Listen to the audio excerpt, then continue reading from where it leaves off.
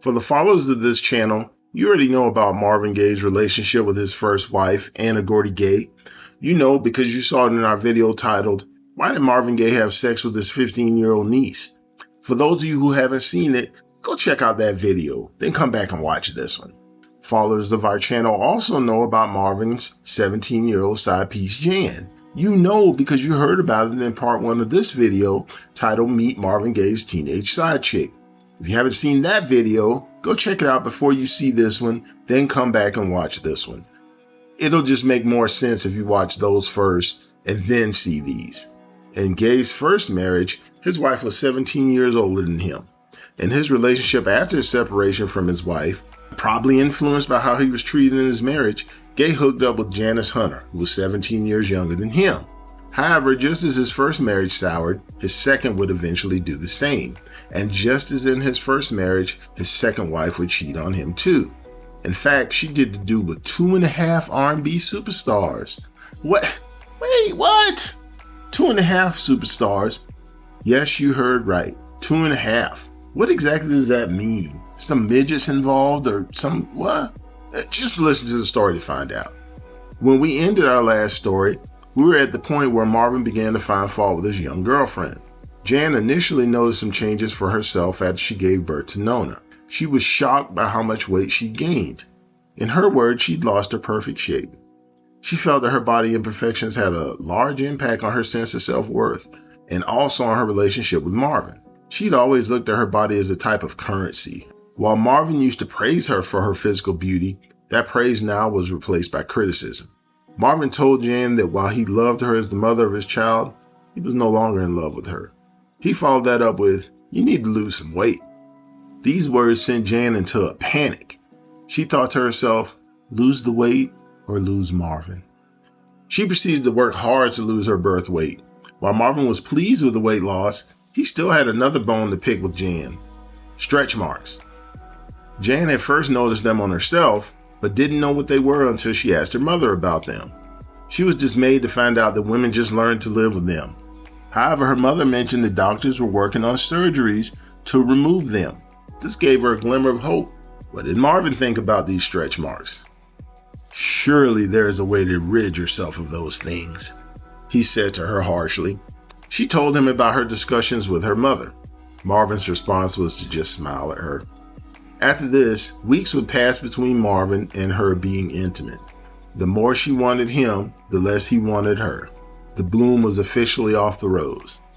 Around this time, Jan's half-sister Cass invited her up to San Francisco to hear this band that Cass liked. Both ladies got dressed in press, then headed out to see this band called Raw Soul.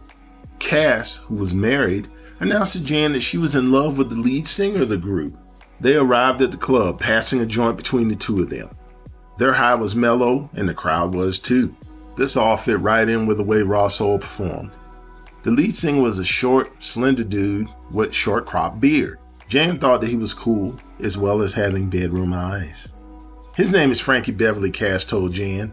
"He's already taken. He's mine." She then told Jan that Frankie wanted to meet her. They went to his dressing room after the show. Once there, Frankie didn't hide the fact that he wanted to meet Marvin. He proclaimed that Marvin was his hero. Jan promised to get Marvin to come see Raw Soul perform. The women then left. This girls' night out had done wonders for Jan and her bruised psyche. She'd been reassured that men still found her desirable. And she also had to admit that she found Frankie Beverly to be very sexy. As promised, Jan brought Marvin to see Raw Soul, as well as to meet Frankie. Marvin liked both the group and Frankie. In fact, the two of them kicked back and smoked some weed. Afterwards, Marvin promised to help him get a record deal. After they left the venue, Jan and Marvin talked about what had just happened. Marvin told her that he'd get Frankie a deal, but not with Motown. "Why?" she asked. "I already have enough competition there," he said. "Don't fret, my dear," he continued. "I'll help your boyfriend."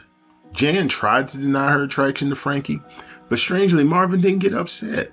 In fact, he seemed excited by her possibly wanting to get with Frankie. That night, while he and Jan had sex, Marvin was more excited than normal. Afterwards, he asked Jan if she was thinking of him or fantasizing about Frankie while they were in the throes of passion. Despite her proclaiming that she thought only of Marvin, Marvin had noticed some chemistry between Jan and Frankie, and he wouldn't let the issue rest. In fact, he did whatever he could to bring them together. But wait a minute, where is all this coming from? How come Marvin is doing stuff like this? Where did he get this mindset? One thing he learned from Anna during their marriage carried over to his relationship with Jan. Anna had a degree of sexual liberalism that excited him. The excitement Gaye felt was also mixed with fear, though. The more success he had with his female fans, the more childhood fears he had of women, and his inability to satisfy them resurfaced. His reflections on his relationship with Anna also brought a curious statement from Gaye. Quote, "Sometimes I felt like a kept man, but prostitution is a matter of deep personal interest to me. Heat rises when money is involved. Mixing money and sex makes for a sizzling erotic stew." Unquote. On another occasion, he spoke about finding his wife in the throes of cheating with another man. Quote, "It was definitely an adventure. I suppose I've always been obsessed with the notion of another man making love to my woman. In my fantasy, that man is always more powerful than me. He alone can satisfy her, while I can only watch." Unquote. Okay. Another quote from Marvin. "No need to be uptight. If it feels good, that means it is good." When he said that, he was talking to Jan, and he was referring to the new variety of kinkiness that he introduced into their sex life. One of these things involved his fantasies of her being with other women. While it wasn't Jan's style, she was willing to entertain it because she loved Marvin. Of course, her willingness to do these things was eased by the combination of weed and cocaine that they indulged in. On some nights, Marvin wanted Jan to watch as he got it on with other women. On the other hand, he'd have nights where he wanted to watch Jan have sex with other men. On one particular occasion, while Marvin was performing in Dallas, he and Jan stayed at Johnny Taylor's house. While Taylor was busy touring and wasn't home at the time, he made sure his guests were taken care of. He left behind some top-shelf treats for his guests, high-grade weed and cocaine. While there, they met a good-looking couple who were friends of Johnny's. Marvin, Jan, and the couple all indulged heavily in the weed and the cocaine. Meanwhile, Marvin suspected that the couple were swingers. After talking with Jan, he convinced her that a small orgy was just what the doctor ordered. He suggested that they have a few more of the goodies that Brother Johnny had gifted them with, then go with the flow of whatever happened next. Marvin directed all of what happened next. He convinced Jan that swinging would make him very happy. She reluctantly agreed. Marvin didn't participate. Instead, he just watched, egging his wife on the whole time. Later, he called her an animal in heat and told her that she loved it. Truthfully, she didn't especially care for what had happened. Marvin continued, though, saying that, "After this, I'll never be able to satisfy you again. One man will never be enough for you." He also told her that he'd never be able to trust her. The next night, that same couple came back for seconds. This time, the woman was hopeful that Marvin would join in on what was going down. However, Marvin refused to even see them. "They bore me," he said. He gave Jan permission, though, to go with them if she wanted to. "I can't stop you," he told her, "and I won't try." When she told Marvin that she had no interest in the couple and asked him why he was using these people to torture himself, Marvin responded like this: "To watch purity turn to perversity is a fascinating thing. You were once my angel, but now you've fallen. And yes, I do admit it's exciting to watch the fall." In yet another instance, Marvin and Jan hung out with Richard Pryor. In between Marvin and Richard heaping praise on each other, everyone got to watch dancers in bikinis have sex with each other. Another time they hung out with Richard, it was at his house. That time, Richard got so high on coke that he hit his wife over the head with a wine bottle. He also called everyone at the table a whore, except Jan. Marvin told her that she should be flattered. Now, back to this Frankie Beverly situation. At one point, Frankie was coming to town to meet with Capitol Records. Marvin told Jan to pick Frankie up from the airport. When she asked him why he wanted her to get Frankie, Marvin said, "You guys are buds. You introduced me. You're his girl." "No, I'm not," she shot back. "You know he wants you," Marvin said. "He's not my type," Jan said. "He's too hairy." On another occasion, when Frankie was scheduled to come to town to visit Marvin on business in a few weeks, Marvin set his plan in motion. For weeks leading up to Frankie's arrival, Marvin went out of his way to avoid having sex with Jan. When Frankie got to town, Marvin had booked him a room at a hotel. Strangely, at the same time, Marvin told Jan that he needed her out of the house so he could focus on his music. Oh yeah, he also wanted her to be comfortable. Accordingly, he got her a hotel room too. What he didn't tell her or Frankie is that they'd be booked in adjoining rooms. They both discovered the setup when they checked into the hotel. A little later, Frankie came over to Jan's room. Though the mood was awkward, they began talking and smoking weed. Soon there was a loud knocking on the door, and it was Marvin demanding that Jan open the door. Jan's heart started pounding. As for Frankie, he got on his hands and knees and crawled back to his room. Once Frankie was safely gone, Jan opened the door. Marvin came in and looked around suspiciously. "Where's Frankie?" he asked. "In his room, I guess," she answered. This seemed to relax Marvin. He stayed for an hour, then he left and went home. Took Frankie with him. In October of 1977, Marvin and Jan got married. After the marriage, Gaye, now almost 40 years old, complained to his 22-year-old wife about her sagging breast and her stretch mark. There's a big difference between pleasure and excitement. As a man, I can't help but seek excitement. Next, he wanted her to go to a nude beach, well aware of how sensitive she was about her stretch marks.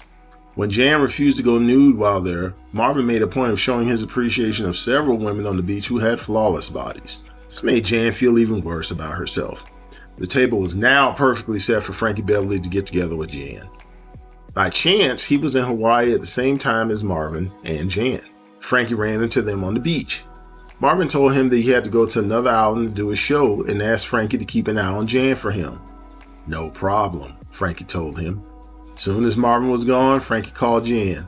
He asked Jan to hang out and lavish her with attention that she was longing for. She ate it up.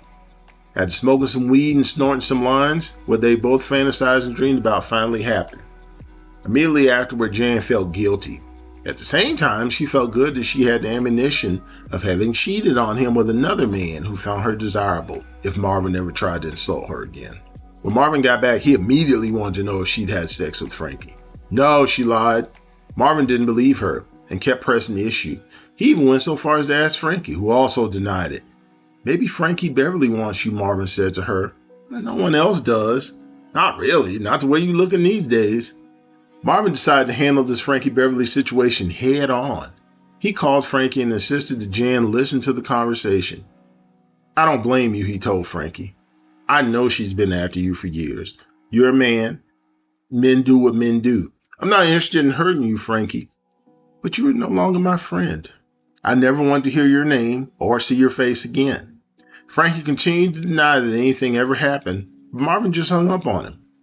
Marvin turned around and blamed Jan for ruining a perfectly good friendship. Okay, we have to stop this now because these videos are getting increasingly longer. It would be easier for you to watch them in smaller doses as opposed to just one huge video. So part 3 will be coming directly behind this. So just bear with us. This is part 2. Part 3, we'll talk about the other 1.5 stars. Yes, 1.5 stars. And you will have the whole story. Please remember to like and subscribe.